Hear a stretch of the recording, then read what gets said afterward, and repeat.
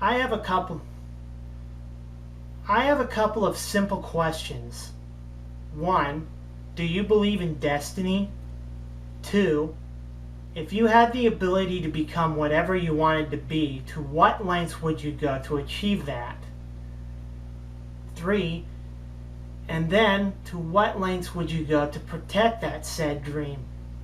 Well, put on your Sailor Fuku and your seatbelts, cause we're shooting to the moon with Sailor Moon.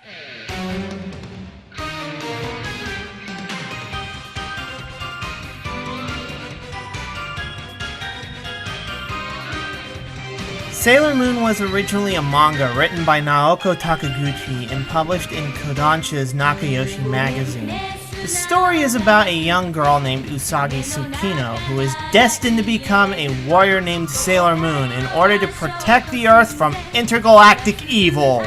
And since this is a huge series and is one of the shows that introduced me to the world of anime, I actually have quite a lot to say about this show. In which case, it may take over 20 minutes to explain everything I want to say.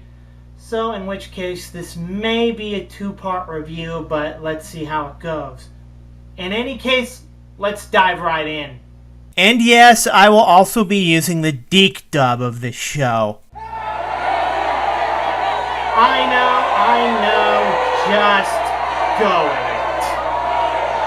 So the show starts with our main heroine, Usagi Tsukino, as she gets up out of bed, apparently late for school.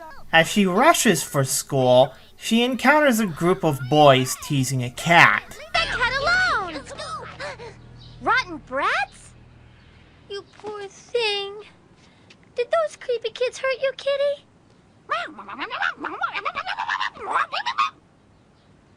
You're okay. But how about I take this bandage off of you? Huh? Is that a crescent moon?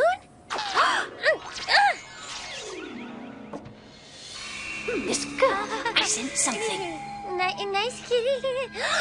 Oh, go. So after a rather bizarre confrontation with our little kitty friend here, she finally arrives late for school. So we cut to, now where are we? This place is so dark and macabre, it must be Nancy Pelosi's living room!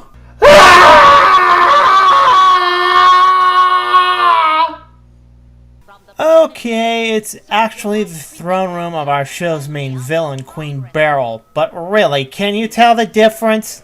She is looking for a mysterious crystal of some sorts called the legendary Silver Crystal in order to resurrect her mistress Metalia, also called the Negaforce in the US dub. So she instructs her associate Jedi to extract energy from the humans on Earth, and that their energy could also be used to revive her mistress. So meanwhile, we cut to Usagi's room where... All those words.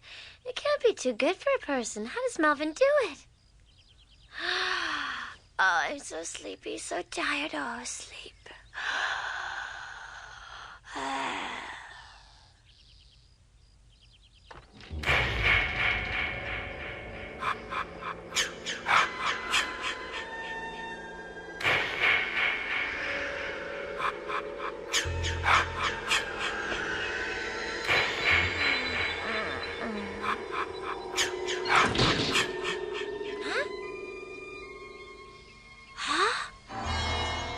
So she is approached by the cat from earlier named Luna, who tells Usagi that she is destined to become Sailor Moon and that one of her friends, Naru, is in trouble.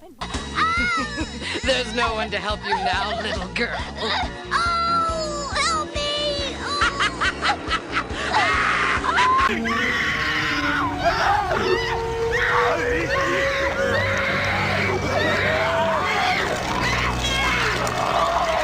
So Sailor Moon arrives to help her friend, but does not seem to find enough courage to fight her friend's attacker.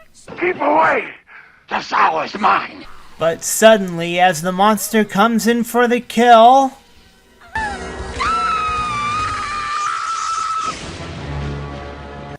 wait a minute. Who the hell are you? I am Tuxedo Mask!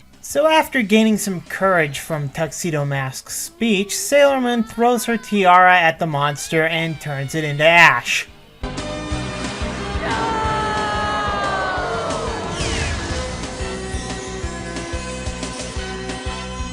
I did that? You cursed brat! Look what you've done! I'm melting! Melting! Oh, what a world! What a world! And thus begins the adventures of Sailor Moon and her friends, as they overcome different challenges and accept their destinies. But you probably want to know more about the characters, so we'll start with our main character, Usagi Tsukino. At the beginning of the series, Usagi was a rather selfish girl who would often whine and complain every time she didn't get her way. She's also often lazy, spending most of her time doing fun things rather than studying. As such, her childish and selfish behavior often gets her at odds with the other Sailor Senshi, especially Sailor Mars and Chibiusa. However, as time goes by, she becomes more responsible and trustworthy and will even lay down her life for those she cares about, but at times is still prone to childish outbursts. She lives in an average family with her mother and father as well as her brother Shingo. Usagi does not perform well at school and often seems unintelligent, though this is mostly due to her naive nature as well as her dislike of studying. As Sailor Moon, she utilizes non-elemental magic as well as a couple healing techniques. As she grows stronger, Sailor Moon gains additional powers at key points in the series, and her appearance and title change to reflect this. For instance, she has more forms than any of the other Senshi. As the protagonist and leader, Sailor Moon has the most special powers of any character in the series, but most of her power comes from the legendary Silver Crystal. Sailor Moon can also be temporarily powered up by the other Sailor Senshi through lending her their powers, all of which represent the planets in the solar system. And I'll bet you're wondering about the other members of her team, in which case we will start with my favorite Sailor Senshi, Ami Mizuno, also known as Sailor Mercury. Ami is a rather shy and quiet girl who did not make friends easily, preferring to be alone with her books instead. As such, most of the other students often mistake her quiet nature as arrogance, so she tends to have a difficult time making new friends. Unlike Usagi, she spends most of her free time studying and reading books. She studies very hard and regularly finishes at the top of the national exams, leading her classmates to speculate that she is superhuman and has an IQ of 300. So just to show you how smart this chick really is, let's compare her IQ to that of a few real geniuses. Benjamin Franklin, 160. Stephen Hawking, 160. Albert Einstein, 160. Leonardo da Vinci, 180. Sir Isaac Newton, 190. Nostalgia Critic, 210. Angry Video Game Nerd, 210. And Neo from The Matrix. It's over 9,000! What, 9,000? There's no way that can be right! But the other reason why I like this character is because, damn, she's hot! Besides reading, Ami is shown playing chess and swimming in order to relax, and her goal in life is to become a doctor like her mother. As the team scholar, computers are listed as her strong point. She even belongs to the computer club at school. Ami is one of the few girls in the series whose family situation is explicitly mentioned in the anime. Her parents are divorced, and she lives with her mother, a busy doctor who is not home very often, so you can imagine how lonely this girl must get. As Sailor Mercury, she is the brains of the bunch, able to analyze energy outputs, track enemy movements, environmental distortions, among other things via her handheld supercomputer. Most of her powers stem from water elementals, which include freezing opponents, confusing them in a thick blanket of fog, etc., etc. Rei Hino, also known as Sailor Mars, can be considered the cynical hothead of the group. Rei is the most practical and serious character of the group, as opposed to Usagi's level-headed and laid-back nature, which often causes the two to be at odds with each other. Of course not! What are you talking about, Ray? I'll bet you and your big made her leave! Serena's a Serena's thoughtless. Serena's a I'm tired of always being accused of acting like I'm more mature!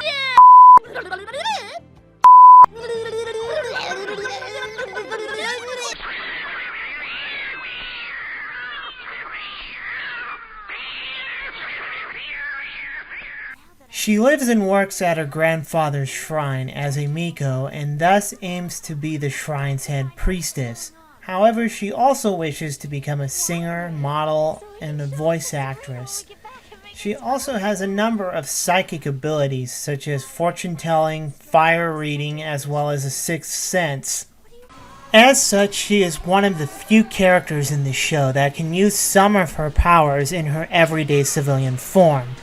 As Sailor Mars, she has the ability to manipulate fire and flame, as well as the ability to subdue evil spirits. Makoto Kino is the third member to join the Sailor Senshi. She is also the strongest and tallest member of the group. She is introduced to the series after transferring to Usagi's junior high school and has trouble fitting in due to rumors she was kicked out of her previous school for fighting. You can kick my ass anytime, sweetheart. At the same time, she is rather busty and an excellent cook and house cleaner. She is also somewhat tomboyish, as she practices martial arts and other sports. As Sailor Jupiter, many of her powers consist of plant and electricity-based attacks. Also, due to her strength and martial arts abilities, she is usually the first to respond to any hostile situation. Another one of my favorite Sailor Senshi is Minako Aino, also known as Sailor Venus. Though she is the last of the Sailor Senshi to join Sailor Moon's inner circle, she was the first Sailor Senshi to be discovered, originally appearing in the prequel to Sailor Moon known as Codename Sailor V. She is also one of the most outgoing of the girls alongside Usagi and is shown to have both silly and serious sides. As Sailor Venus, most of her powers are themed around love and light. Whenever Sailor Moon is in danger or is targeted by an enemy, Sailor Venus plays the role of a doppelganger in order to confuse the enemy into believing that she is in fact Sailor Moon due to the resemblance of the two characters. Then there is Tuxedo Mask, the only male character of the group. Although technically not a Senshi, he has many similar powers and abilities that the Senshi have. Examples include a transformation sequence, although rarely seen, psychic powers such as psychometry and healing abilities, although less present in the anime as opposed to the manga, the use of roses as weapons, and etc. This guy is the king of last-second saves, as he always appears at the very last possible second when Sailor Moon is in trouble. To the point it becomes ridiculously cliché. What is this guy doing while the other girls are fighting, sitting there playing cards? Get your ass in there! I know I am leaving out other characters like the Outer Senshi, the Moon Cats, and Sailor Chibi Moon, but there are way too many characters in this show to cover, and this review is already going to be overshooting my target time limit of 15 to 20 minutes per episode, so I'm sorry in advance. Anyway, let's move on to the show's content. Nudity is occasionally used mostly in humorous situations or in various plot points throughout the show's run, and is pretty tame considering the show was marketed towards a young female audience.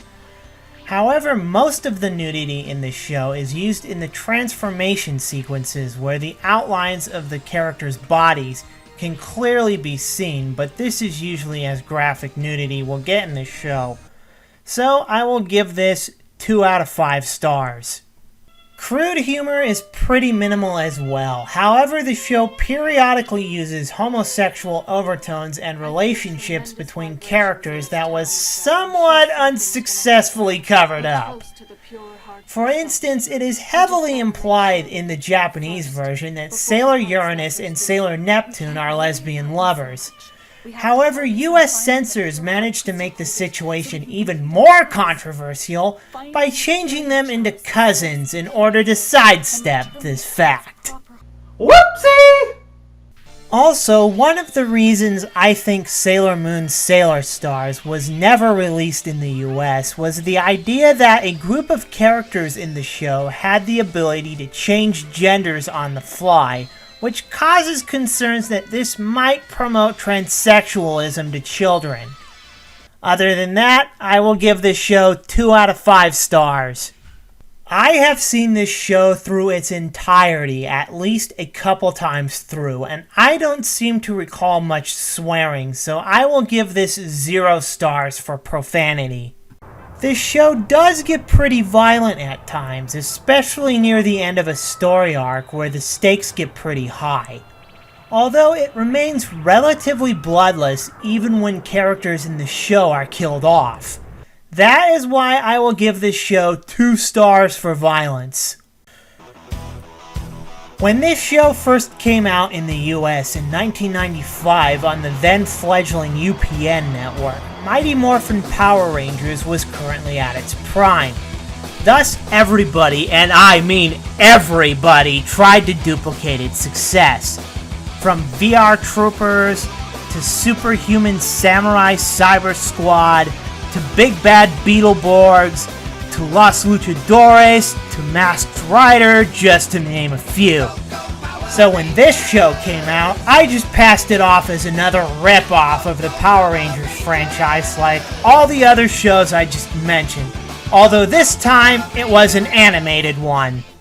It wasn't until a few years later when the show was transferred over to Cartoon Network's Toonami block that I started to get into watching this show. Hey, at least it gave me something to do right before Dragon Ball Z. However, when I finally did get into watching it, the show actually began to grow on me. Maybe it's because of the idea about a group of girls which at the time were about the same age as I was, fighting evil in Tiny miniskirts! Yeah! The Sailor Moon series in general can be broken up into 5 smaller series, or story arcs. Sailor Moon, Sailor Moon R, Sailor Moon S, Sailor Moon Super S, and the final arc, Sailor Moon Sailor Stars, which was never aired on US TV or even translated into English.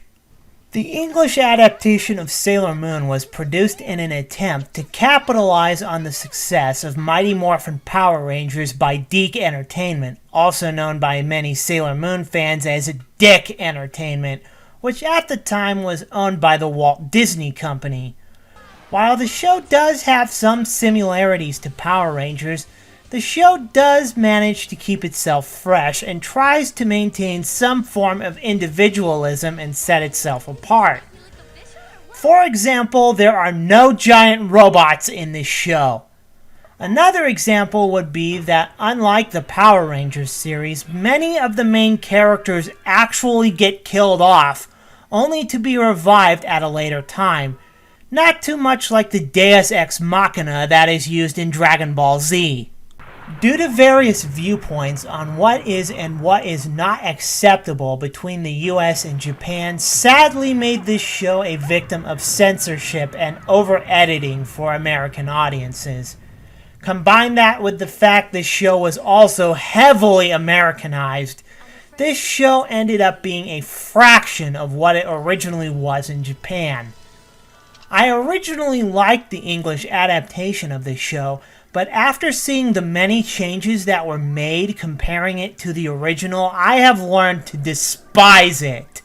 For instance, they decided to give the characters and the show's locations American names. Also, instead of the more accurate translation of Sailor Soldiers to describe the Sailor Senshi, they decided to call them Sailor Scouts. Really, what does that immediately remind you of? Hi, my name's Serena, and we're selling cookies for my Sailor Scout troop. Would you like to buy some? Another thing I absolutely hate about this version is the Sailor Moon Says segment at the end of every episode. First, it was completely unneeded as there was no Japanese counterpart in the show. Second, a lot of the so-called morals in this segment tended to have little to no relevance to the episode that we just saw. And if this particular Sailor Moon ever told me not to stick my head into a microwave on full blast, well, I most certainly would after watching this crap! Among these, many other needless changes were made to this show that outraged fans for not being true to the original Japanese version. Another show called One Piece nearly shared the same fate as Sailor Moon at the hands of another company called 4Kids Entertainment, a company notorious for butchering other anime shows similar to what DiC did to Sailor Moon. Although One Piece was eventually rescued and entirely redubbed by a more respectable company called Funimation. Not so for Sailor Moon, unfortunately. Toei Animation eventually pulled the license for Sailor Moon from DiC Entertainment and decided to dub it themselves under their Cloverway label. The result was a much more faithful adaptation, but the voice acting in this version of the show was unfortunately subpar compared to DiC's dub, as well as their habit of using American slang in their dialogue. But overall, the story of the show is very entertaining. It not only borrows heavily from astronomy, but also astrology, as well as Greek and Roman mythology, and seamlessly blends them together. The show is mostly about overcoming one's fears and accepting one's destiny, as well as covering topics of friendship and trusting each other. That is why I give Story a 4 out of 5 stars. The soundtrack of the show is probably one of the most memorable throughout the world of anime. Its main theme song, Moonlight Densetsu, is instantly recognizable and has been covered and remixed multiple times. It serves as a love song between the relationship between Usagi and Mamoru. The English Sailor Moon theme retains the melody from Moonlight Densetsu, but with completely different lyrics and instrumentation than those of its Japanese counterpart, and more resembles a superhero anthem rather than a love song as originally intended. I know it's rather catchy for some, but for Sailor Moon purists, this thing can make ears bleed.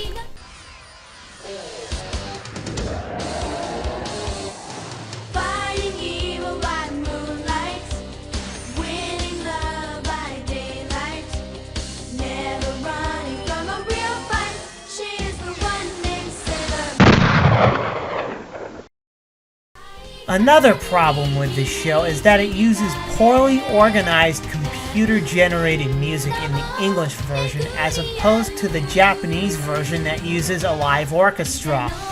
Why DiC decided to do that is way beyond me. However, for the original Japanese version, I am willing to give this a 5 out of 5 stars for soundtrack. The anime series uses traditional animation techniques throughout, which kind of leaves me to wonder what would happen if Toei decides to remaster it. For an anime series made in the early 90s, the animation in the show is pretty smooth as well as detailed and colorful, so I will give this a 4 out of 5 stars. This show has a massive main cast, and each and every one of them has their lovable sides.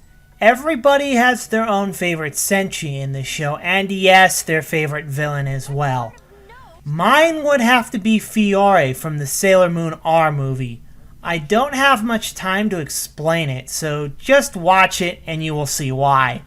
So I will give this a 4 out of 5 stars. Sailor Moon has quite a legacy. It reinvented the magical girl genre of anime and has inspired many spin-offs from musical shows and even a live-action adaptation. Well, anyway, this show practically defined the 90s generation for children in Japan alongside classics like Dragon Ball Z and Yu Yu Hakusho. I feel as if I have way more to say about the show, but I have said so much already. This show is so close to me as an anime fan for introducing me to the world of anime, and as such I hope it one day returns to the US, and I would love to see someone like Funimation give the show the faithful redubbing it so rightfully deserves. That is why I give Sailor Moon 5 style points and an overall rating of 9 out of 10. Well, I've been working on this review for over a month now, so I think it's about time that I have a short break. This is the American Anime Otaku, signing out.